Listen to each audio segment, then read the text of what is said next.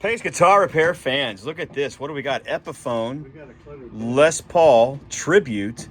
Sweet. And in fact, this guitar is going to be a tribute to one of my personal favorite guitar players. That's right, you guessed it. The late, great Ace Frehley. The one and only Space Ace. So what are we going to do? Well, I'll tell you. We're going to throw these tuners in there, much like he had. We're going to replace all these little plastic pieces with some cream ones. And we're going to throw some DiMarzio pickups in there. Mainly the super distortion in the bridge. And we're also going to put a better bridge on this, more like a Nashville style bridge. So stick around and watch this thing transform. All right, so we got the strings off of this thing. That nut's going to go. But we've already got the pickups going in. It looks so amazing already. This is next. But I don't know why you would ever want to put black colored plastics in place of cream, especially on a Heritage Cherry Sunburst like this. The bridge is also in, and it looks as if the website is correct. Those are CTS pots. Ron confirmed. So we don't need to change those, but the switch, from what I can tell right now, does not feel like a Switchcraft. So we'll see. Moment of truth, moment of truth. Oh, look what's in there. It does appear to be like a Switchcraft switch, but I don't know. Wow, I cannot believe that. All right, we got Kiss on the stereo now from the first live album. And we have replaced the switch ring. And because this is a Switchcraft style switch, may very well be a Switchcraft switch, I don't know. But we are going to just have to find a cream knob to go on top of that. After that, it's time to wire some pickups. All right, so upon closer inspection, these pots do say made in Korea, Jinsung, but they do look very similar to CTS pots. You can see a side-by-side comparison here is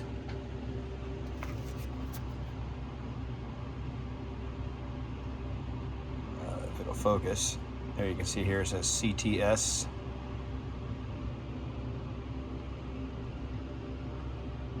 Very similar look, very similar look. All right, so we've got some preliminary wiring going on, and basically what we're doing is this pot here is the master volume, but I want this pot to be a graduated coil split. And so we are working that out right now with Peter Criss on the drums. So now it looks like it's time to check it out. Yeah.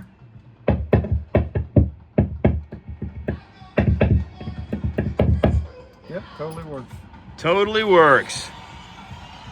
All right, so now what we gotta do is get the neck pickup done, and that's these two pots right here.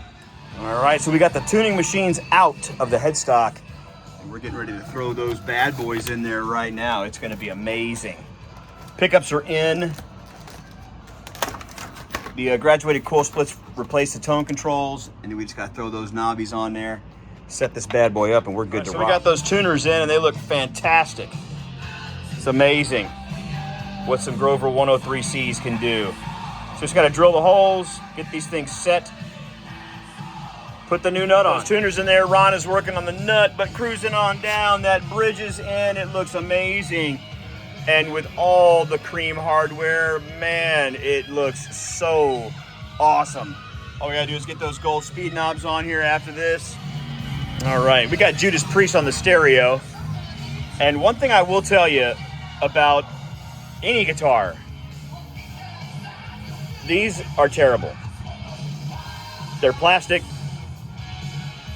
they're tone suckers. I mean, they're just terrible. I don't know what Ron recommends, but I know that I highly recommend Graphtec nuts. If you're not familiar with them, that's what they look like. That's the packaging. They make nuts for all kinds of guitars. As you can see, this one is for an Epiphone, and it is slotted in that style. And there's the model number. These things are always self-lubricating, and they have a resonance much like bone nuts do without the strings getting stuck in the slot. Because you never want your string to be stuck in the slot. That creates tuning issues, and if you're playing live, it's just terrible. All right, so we've got that nut in, and Ron is going to be adjusting the height of the bridge. got those gold speed knobs on, which look super good. All the cream plastics, DiMarzio super distortion on the bridge, and the 36th anniversary in the neck, PAF, and we've got the large oversized strap buttons, which are amazing. And then for the finishing touch, we will be adding this custom-made Ace Frehley truss rod. There it is, the finishing touch to pay tribute to the original Kiss guitarist, the Space Ace, the late great Ace Frehley. Stick around, we're gonna get this thing strung up and jam out on it after we do the setup. All right, here it is from the other side of the Ron's desk here. Cruising up the neck. That headstock looks awesome. Truss rod cover looks great. And we've just decided to put on the album that started it all from a 1976 Destroyer. A little Detroit Rock City, and Ron just checked the string height right here at the nut. And this is probably the first nut replacement that we've done where we have not had to add any slotting to the nut from Tusk, from Graphtec. So very cool, but you can tell that guitar looks amazing just from the head all the way down to the bridge. Super cool. Ron's making some adjustments and then we're gonna jam it. So we're gonna make some adjustments to the intonation. Some's a little bit off, but it was pretty close. Also, Ron said the neck was pretty straight, and I know this guitar underwent the 55-point inspection from Sweetwater Music, which is where I got it from. So their setups are almost perfect, but super good nonetheless. Oh my gosh, it's alive!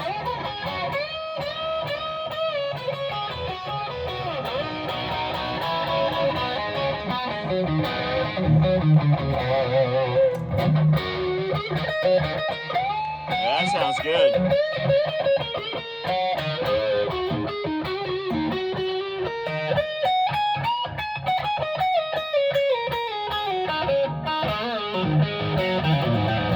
What do the coil splits sound like?